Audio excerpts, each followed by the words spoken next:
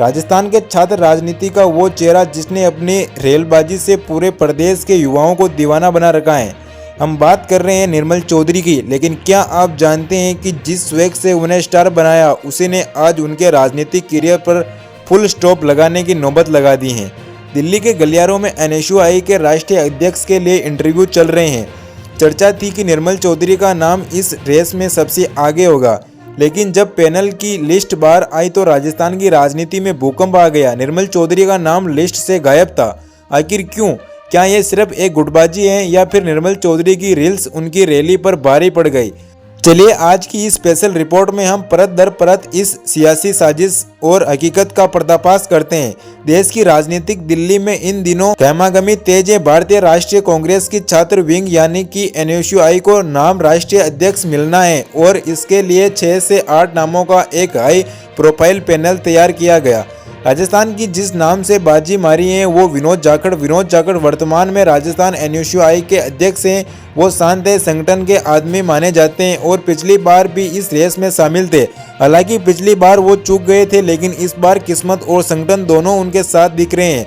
और अब सवाल उठता है कि निर्मल चौधरी का नाम काटा क्यों? इसके पीछे सबसे बड़ी थ्योरी है पायलट गुट की अंदरूनी जंग। निर्मल चौधरी को पायलट का कट्टर समर्थन माना जाता है, तो वहीं दूसरी तरफ देखा जाए तो विनोद जाखड़ भी पायलट से दूर नहीं है। वो भी पायलट के बेहद करीबी में से एक है। सियासी गलियारों में चर्चा है कि निर्मल चौधरी के अनबन पायलट कुटक कद्दावर विधायक से हो गए।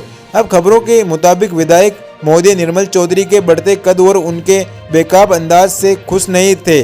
कहा जा रहा था कि दिल्ली के दरबार में निर्मल चौधरी की नेगेटिव रिपोर्ट पहुंचाने में उन्हें विधायक की जो बड़ा हाथ है, यानी कि जिसे निर्मल चौधरी अपना सुरक्षा कवच समझ रहे थे, वहीं से एक तीर ऐसा चला जिसने उनके राष्ट्रीय अध्यक्ष बनने के सपने को फिलहाल के लिए पंचर कर दिया। लेकिन कहानी में एक ट्विस्ट है और सिर्फ गुटबाजी नहीं बल्कि उनके पतन का एक और बड़ा कारण है। NSUI के अंदर खान से खबर आ रही थी कि कुछ कार्यकर्ताओं ने दिल्ली आलाकमान को गुप्त शिकायत भेजी थी। आरोप संगीन है।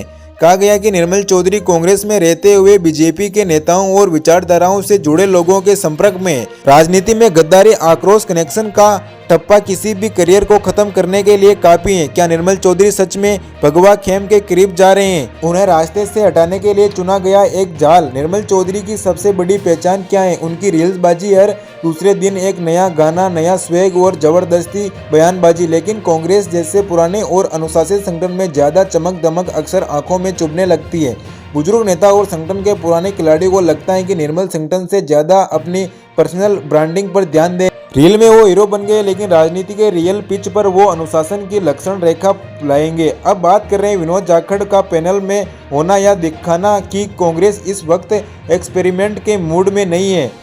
उसे एक ऐसा चेहरा चाहिए जो विवादों से दूर रहे, संगठन को साथ लेकर चले। वही निर्मल चौधरी का बाहर होना उन तमाम युवा नेताओं के लिए एक सबक है जो सोचते हैं कि सोशल मीडिया लोकप्रियता की दिल्ली का रास्ता तय करेगी।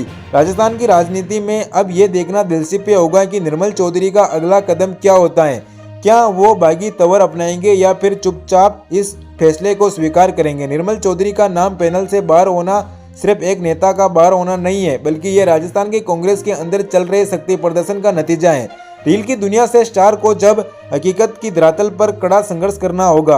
क्या आपको लगता है कि निर्मल चौधरी के साथ नाइंसाफी हुई है या फिर संगठन का ये फैसला सही है? अपनी राय कमेंट सेक्शन में जरूर साझा करें और ऐसी ही तमाम पॉलिटिक्स खबर देखने के लिए न्यूज़ BS को सब्सक्राइब करें।